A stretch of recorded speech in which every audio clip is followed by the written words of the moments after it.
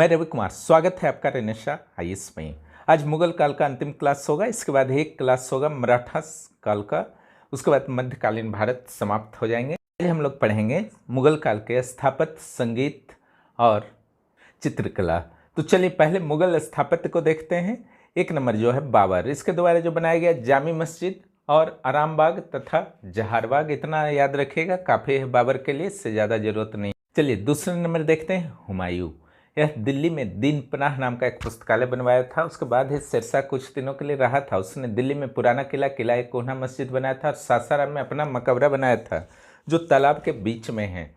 चलिए अकबर का बहुत ही ज़्यादा योगदान रहा है स्थापत्य के क्षेत्र में। आगरा, इलाहाबाद और लाहौर, 3 स्थानों पर बड़े बड़े किलों का निर्माण अकबर ने कराया था। 1572 ईस्वी में फतेहपुर सिकरी को इसने बसाया था और आगरे किले के अंदर गुजरात और बंगाल की शैली में कई इमारतों को इसने बनवाया था अकबर ने।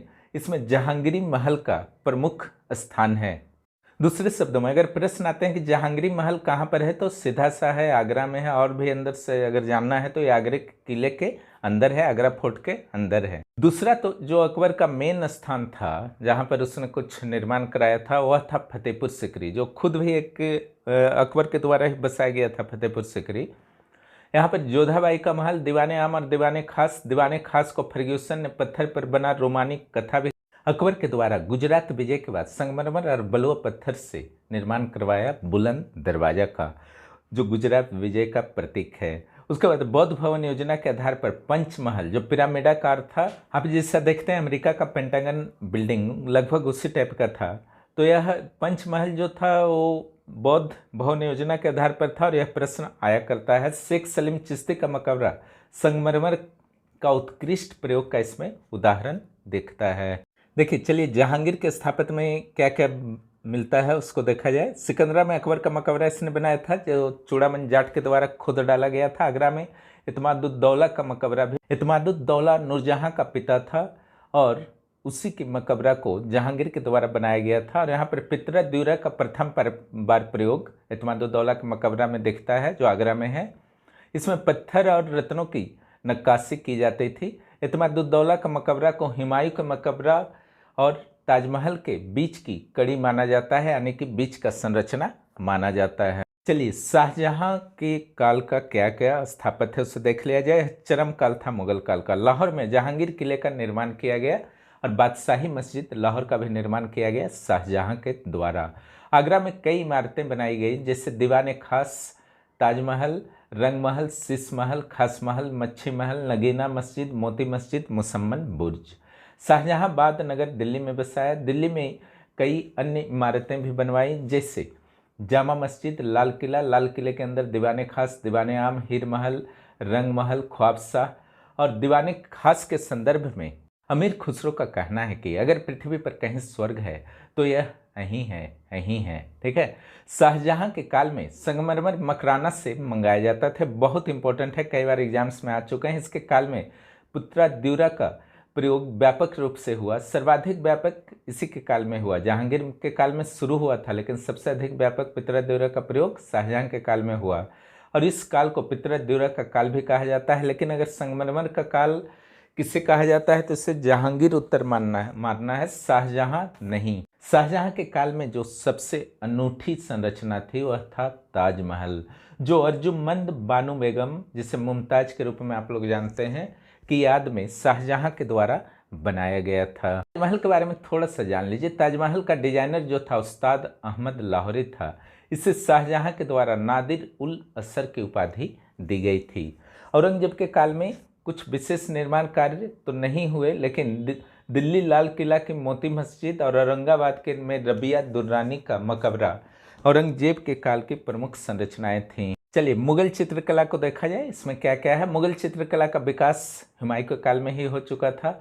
हुमायूं के द्वारा तारीख खानदानी नामक एक चित्रकला का निर्माण कराया गया था, जिसमें मीर सैयद और अब्दुल समद का योगदान था। बाद में अकबर के द्वारा मीर सैयद और अब्दुल समद को सीरीन कलम की उपाधि दी गई। जितनी भी उपाधियां मैंने अभी तक बताई हैं सभी बहुत इंपॉर्टेंट है, वहां से प्रश्न रहते हैं। 1562 में हमजनामा अथवा दस्तान अमीर हमजा नामक चित्रकारी कराई गई अकबर के द्वारा, जिसमें अकबर के यौवन काल का सजीव चित्रण था चित्रकारों के द्वारा। अकबर चित्रकार तो नहीं था, लेकिन चित्रकारों को पहचानने की कला में वह माहिर था। वह कहा करता था कि संभवतः चित्रकार ईश्वर को भी पहचान सकते हैं। अबुल फजल के अनुसार अकबर के काल में 17 कलाकार थे, चित्रकार थे, जिनमें से अधिकतर हिंदू थे। प्रमुख हिंदू चित्रकारों को अगर आप देखते हैं तो दसावन, बसावन, केशवलाल, मुकुंद, मिशिकन इत्यादि थे, और भी बहुत सारे थे। दरबारी दृश्य का चित्रण अकबर के काल में मुख्य रूप से बनाया जाता था चित्रों में, यानी कि दरबार में क्या क्या हो रहा है उससे संबंधित। 1562 में तानसेन जब दरबार में आता है तो उसके आगमन पर भी जो चित्र बना था वह चित्र भी अकबर के काल के लिए बहुत ही प्रसिद्ध है अभी भी। दसावन जो रज्मनामा का प्रणेता था, रज्मनामा में महाभारत का, ओके, ने आत्महत्या कर ली थी। दसावन, ये अक्सर प्रश्न आता है।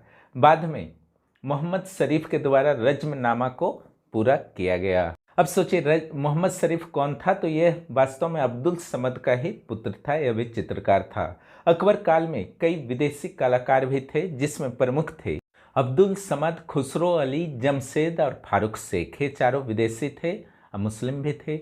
अकबर काल की कुछ चित्रात्मक पांडुलिपियां भी पाई गई हैं, जैसे रामायण, अकबरनामा, रज्मनामा, रज्मनामा मैंने महाभारत, अनवर सुहाइल, तारीख अल्फी और कालिया दमन।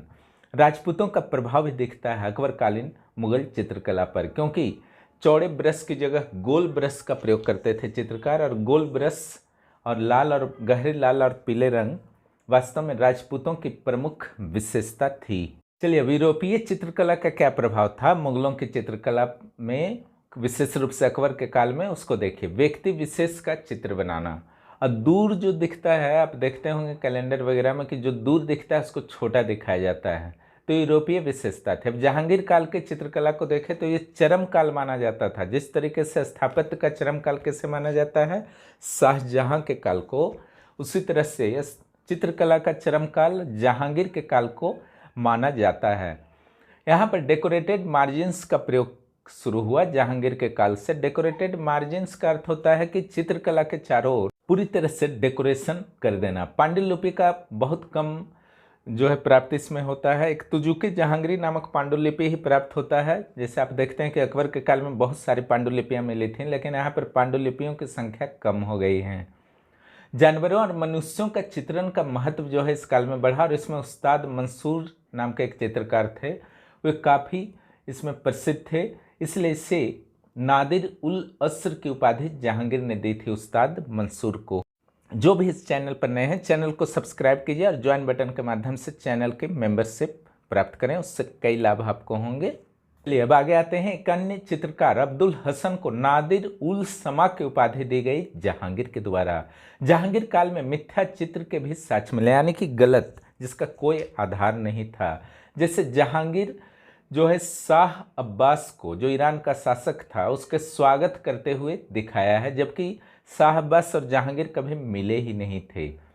उसी तरीके से मलिक अंबर, जो साउथ का टोडरमल कहा जाता था, उसके कटे शेर के साथ जहांगीर का भी चित्र दिखाया गया है। हालांकि कभी भी मलिक अंबर को जहांगीर पराजित नहीं कर पाया।